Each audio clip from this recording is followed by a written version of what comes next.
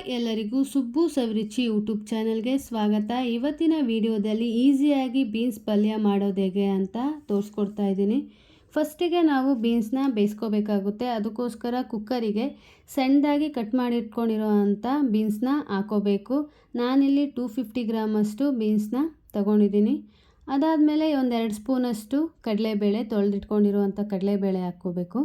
1 ಗ್ಲಾಸಷ್ಟು ನೀರು ಹಾಕಿ ಲಾಸ್ಟಲ್ಲಿ 1 ಸ್ಪೂನಷ್ಟು ಉಪ್ಪು ಹಾಕಿ ಕಲಸಿ ನಾವು ಈ ಬೀನ್ಸು ಮತ್ತು ಕಡಲೆಬೇಳೆನ ಬೇಯಿಸ್ಕೋಬೇಕಾಗುತ್ತೆ. ಈ ಬೀನ್ಸ್ನ ಕುಕ್ಕರಲ್ಲೇ ಬೇಯಿಸ್ಕೋಬೇಕು ಅಂತೇನಿಲ್ಲ, ನಾರ್ಮಲ್ ಪಾತ್ರೆಯಲ್ಲಿ ಕೂಡ ಹಾಗೇ ಬೇಯಿಸ್ಕೋಬೋದು. ಕುಕ್ಕರಲ್ಲಿ ಬೇಯಿಸ್ಕೊಂಡ್ರೆ ಸ್ವಲ್ಪ ಬೇಗ ಆಗುತ್ತೆ ಅನ್ನೋದೊಂದೇ ರೀಸನ್ನು. 1-2 ವಿಷಲ್ ಕೂಗಿಸ್ಕೊಂಡ್ರೆ ಸಾಕಾಗುತ್ತೆ, ಬೀನ್ಸು ಚೆನ್ನಾಗಿ ಬೆಂದಿರುತ್ತೆ. ಕುಕ್ಕರ್ ಪ್ರೆಷರ್ ಇಳ್ದಾದ್ಮೇಲೆ ನಾವು ನೀರನ್ನು ಸಪ್ರೇಟು, ಬೀನ್ಸ್ನ ಸಪ್ರೇಟ್ ಮಾಡಿ ಎತ್ತಿಟ್ಕೋಬೇಕಾಗುತ್ತೆ. ನಾನಿಲ್ಲಿ 2 ವಿಷಲ್ ಕೂಗಿಸಿರೋದ್ರಿಂದ ಬೀನ್ಸ್ ಚೆನ್ನಾಗೇ ಬೆಂದಿದೆ. ಅದಾದಮೇಲೆ ನೀರು ಸಪ್ರೇಟ್ ಮಾಡಿ ಬೀನ್ಸ್ನ ಸಪ್ರೇಟಾಗಿ ಎತ್ತಿಟ್ಕೋಬೇಕು. ಅದಾದಮೇಲೆ ನಾವು ಒಗ್ಗರಣೆನ ಹಾಕೋಬೇಕಾಗುತ್ತೆ. ಒಲೆ ಮೇಲೆ ಬಾಣಲಿ ಇಟ್ಟು ಎಣ್ಣೆ ಹಾಕೋಬೇಕು. 3 ಸ್ಪೂನಷ್ಟು ಎಣ್ಣೆ ಹಾಕಿ ಎಣ್ಣೆ ಚೆನ್ನಾಗಿ ಕಾದ್ಮೇಲೆ ಇದಕ್ಕೆ ಒಗ್ಗರಣೆಗೆ ಒಂದು ಅರ್ಧ ಸ್ಪೂನಷ್ಟು ಸಾಸಿವೆ, ಒಂದು ಸ್ವಲ್ಪ ಕರಿಬೇವು, 1-2 ಮೆಣಸಿನ್ಕಾಯಿ ಹಾಗೂ ಕಟ್ ಮಾಡಿರೋವಂಥ ಈರುಳ್ಳಿ, ಒಂದು ಮೀಡಿಯಮ್ ಸೈಜ್ ಈರುಳ್ಳಿ ತೊಗೊಂಡ್ರೆ ಸಾಕಾಗುತ್ತೆ. ಈರುಳ್ಳಿ ಹಾಕಿ 1-2 ನಿಮಿಷ ಎಣ್ಣೆಯಲ್ಲಿ ಚೆನ್ನಾಗಿ ಫ್ರೈ ಮಾಡ್ಕೋಬೇಕಾಗುತ್ತೆ. ಈರುಳ್ಳಿನ ಚೆನ್ನಾಗಿ ಫ್ರೈ ಮಾಡ್ಕೊಂಡಾದಮೇಲೆ ನಾವೇನು ಬೇಯಿಸ್ಕೊಂಡಿರೋ ಅಂಥ ಬೀನ್ಸ್ ಇರುತ್ತೆ, ಬೀನ್ಸು ಮತ್ತು ಕಡಲೆಬೇಳೆ, ಅದನ್ನು ಹಾಕೋಬೇಕು.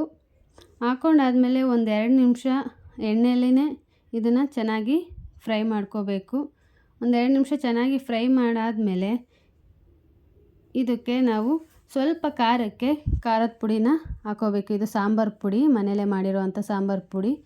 ಖಾರಕ್ಕೆ ನಾನು ಮೆಣಸಿನ್ಕಾಯಿ 2 ಹಾಕ್ಕೊಂಡಿರೋದ್ರಿಂದ ಇಲ್ಲಿ ಸ್ವಲ್ಪ ಖಾರದ ಪುಡಿನ ಆ್ಯಡ್ ಮಾಡ್ಕೋಬೋದು. ಲಾಸ್ಟಲ್ಲಿ ಸ್ವಲ್ಪ ತೆಂಗಿನಕಾಯಿ ತುರಿ ಹಾಕ್ಕೊಂಡ್ರೆ ಈ ಬೀನ್ಸ್ ಪಲ್ಯಕ್ಕೆ ಒಳ್ಳೆ ಟೇಸ್ಟ್ ಕೊಡುತ್ತೆ. ಸಾಂಬಾರು ಪುಡಿ ಮತ್ತು ತೆಂಗಿನಕಾಯಿ ತುರಿ ಎರಡನ್ನೂ ಹಾಕಾದ್ಮೇಲೆ 1-2 ನಿಮಿಷ ಚೆನ್ನಾಗಿ ಮಿಕ್ಸ್ ಮಾಡ್ಕೋಬೇಕು.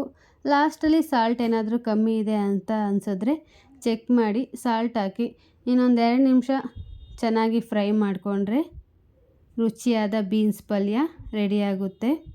ಈ ಬೀನ್ಸ್ ಪಲ್ಯನ ನಾವು ಚಪಾತಿಗೆ, ರೈಸಿಗೆ, ತಿಳಿ ಸಾರಿಗೆಲ್ಲ ಸೈಡ್ಸ್ ಆಗಿ ಯೂಸ್ ಮಾಡ್ಬೋದು. ಹಾಗೂ ಇದನ್ನು ಮಾಡೋದು ಕೂಡ ತುಂಬಾ ಈಸಿ. ಸೊ ನೀವು ಕೂಡ ಒಂದ್ಸಲ ಟ್ರೈ ಮಾಡಿ ಹೇಗಿತ್ತು ಅಂತ ಕಮೆಂಟ್ ಮಾಡಿ. ಈ ರೆಸಿಪಿ ನಿಮ್ಗೆ ಇಷ್ಟ ಆಗಿದ್ದರೆ ಲೈಕ್ ಮಾಡಿ, ಶೇರ್ ಮಾಡಿ, ಕಮೆಂಟ್ ಮಾಡಿ. ಆ್ಯಂಡ್ ಇದೇ ರೀತಿಯ ಹೆಚ್ಚಿನ ವೀಡಿಯೋಗಳಿಗಾಗಿ ಸುಬ್ಬು ಸವಿರುಚಿ ಯೂಟ್ಯೂಬ್ ಚಾನಲನ್ನು ಸಬ್ಸ್ಕ್ರೈಬ್ ಮಾಡಿ. And thank you for watching.